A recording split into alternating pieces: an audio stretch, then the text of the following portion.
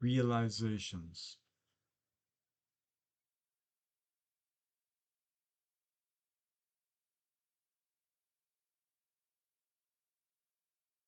Horizons.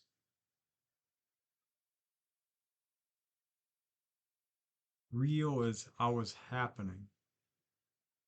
It's when you're in the felt moment of experience, you can feel the meaning of something. They come like waves. You can feel them rising within you. They peak. There's a crest, the purity of the white, the cresting realization. It's a epiphany, something captured for a moment, then it falls back into the depths of who you are, melts away like a breath.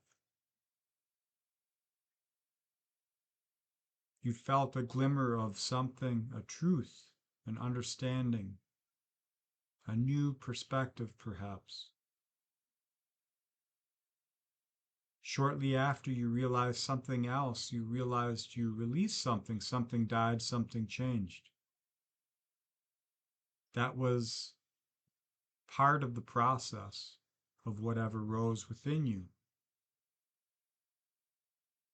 The feeling can be anxious, tense,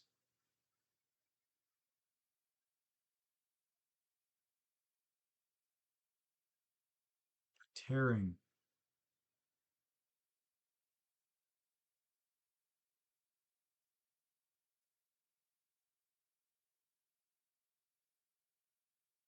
So we go through life, we have these waves of realizations,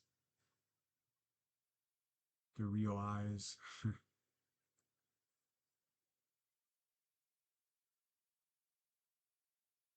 What happens is you see through the veils of the shadows of the castigations, the projected echo loops.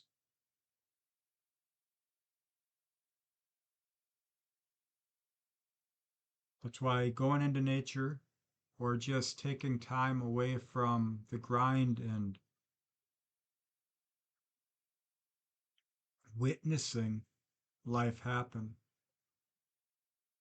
at the most base natural levels can remind you everything settles into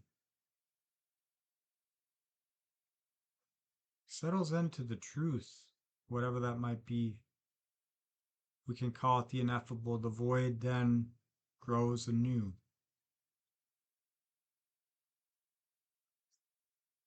In us, realizations in the world may be advancements,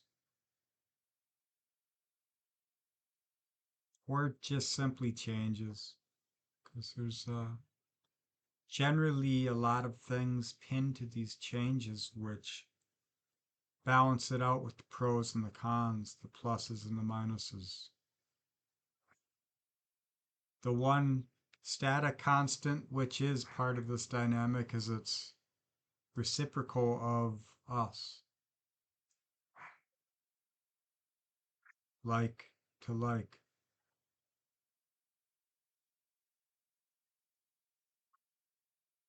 And then we call that all these different things: karma, dharma, cause and effect, luck, fate, destiny, many languages. But when you read the signs of nature, the apophthegms of life, you get a sense of some language within you that maybe you've had either extinguished, denied, hidden, or didn't even know existed. And it's a reminder of your awareness expanding, releasing things to take in new. That take in new is part of your energy, what you're willing into this world. And what I mean by that is your engagement. It's not like you're creating, I don't know, I had this idea maybe we go into space and it creates itself as we keep going because our awareness is now able to take in new because it's released so much of what it had known. So it is almost like the observer effect creates resonance, and it is partially the creative within us which has been repressed. That's one idea. But that seems very simulated and dreamer oriented. It is still potential. And what they say about light, maybe all potential is always happening at all times. It's just the realization of what you can believe through releasing what you knew. But that's, I don't know the value of what that is in this world.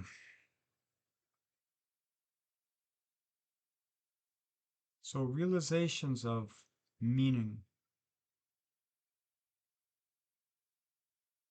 You know, I was never really into my blood, proud of any of that stuff. I didn't really care at all. I divorced myself from the ties of life in that way. I was just in the here now presence, doing what I had to do, what I thought I needed to do, and doing it best I could, like most people at times.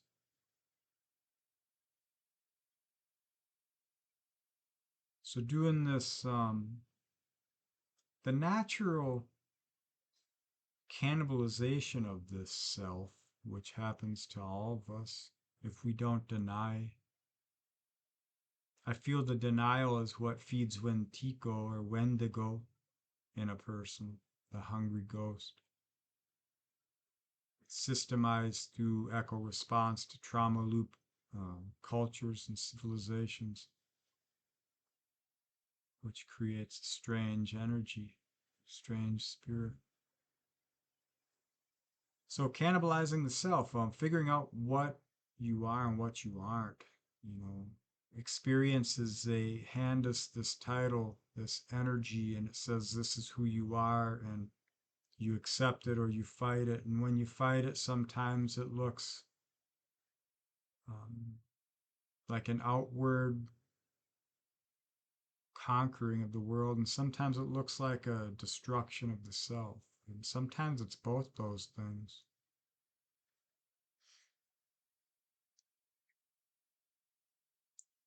But in figuring out basically of the imprinting stages of our conscious development, at least as thought of since the 60s, in the Western world anyway. This is an older concept, but the circuitry, the imprinting stages of a person. It's not just in youth. We're always going through imprinting, but it's more powerful when we're young. So naturally getting back to the stage, the consciousness, the awareness is where the power is, but that's where the pain is. So it's not an easy thing, and it's veiled in many, many ways of being in this world.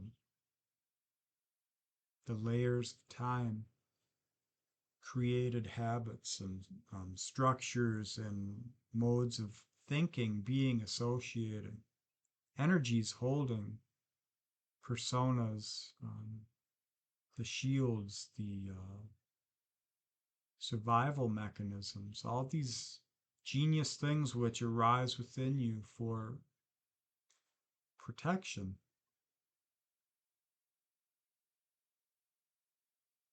So in doing this shadow work stuff, whatever, it's just a natural thing people do when they get tired of being tired.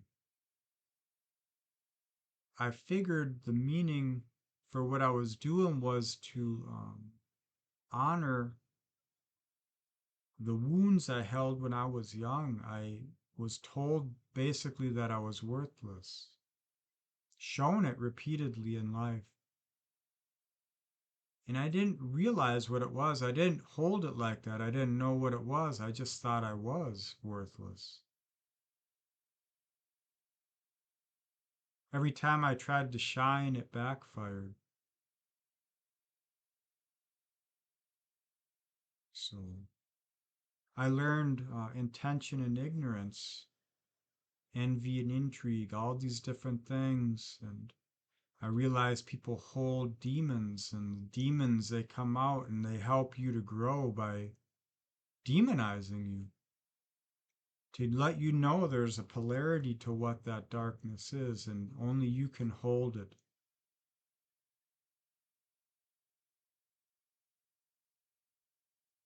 So, getting back to the child within, I was trying to resurrect the dream of life, a meaning for life, not just to be and do what I thought was right because I wasn't worth it, but to live life for the potential I held as a child.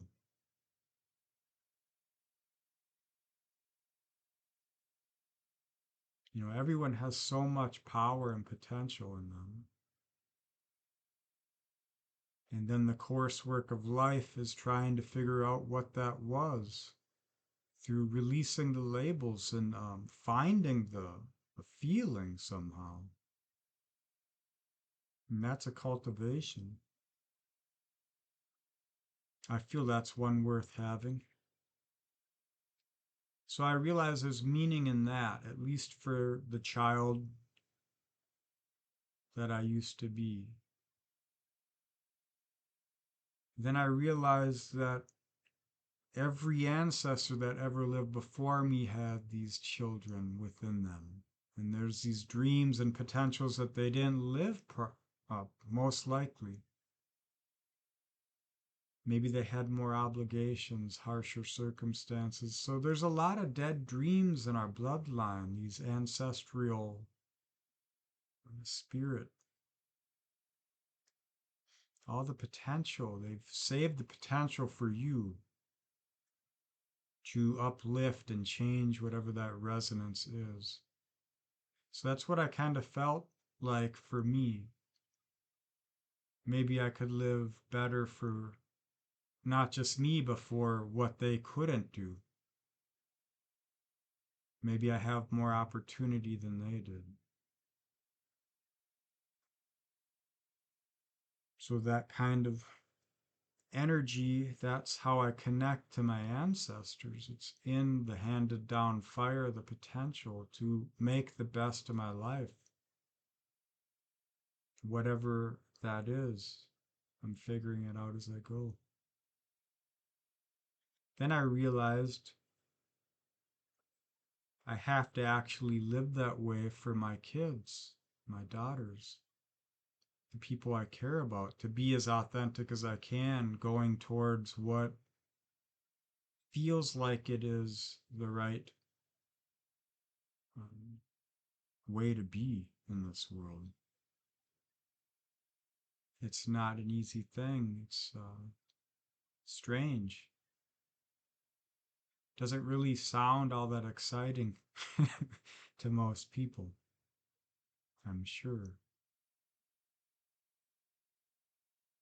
So then I realized astrology in my chart and saw words for the meanings, and I realized with Saturn on my MC, I have to live an example for my girls, the people I care about, my family, friends, people I've known, people I've hated, people who've hated me, anyone. It's just live the life that you feel drawn to live. Try and feed your spirit life so you can express in the most authentic way, which is through this ignorance rather than shoving it down, accepting it, and seeing what you can create through that. An art of life.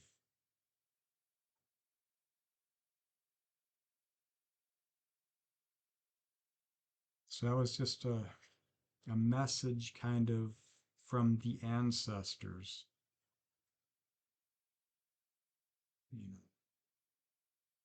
breathing, up and down, energy, the ebb and flow.